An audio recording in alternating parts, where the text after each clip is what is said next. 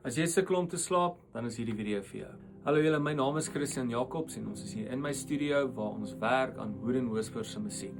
Nou Hoed en Hoesper fokus spesifiek op slaapmusiek vir babatjies en vir volwassenes. Nou ons het reeds 2 albums beskikbaar op Apple Music, Spotify en op YouTube wat jy kan gebruik. Die Deep Sleep is vir die volwassenes en dan die Nursery Lullabies is vir die babatjies.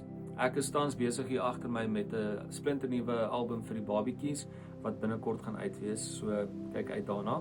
Nou hoe dit werk is jy kan dit op jou foon speel, jy kan dit op jou speaker speel, 'n halfuur tot 'n uur voordat jy gaan slaap. Die musiek is so gemaak dat dit jou rustig maak en dit skep bloot die omgewing vir jou sodat jy beter kan slaap of vinniger aan die slaap kan raak. Nou dit is ongelukkig nie soos 'n slaappil wat jy net drink en dan raak jy aan die slaap nie.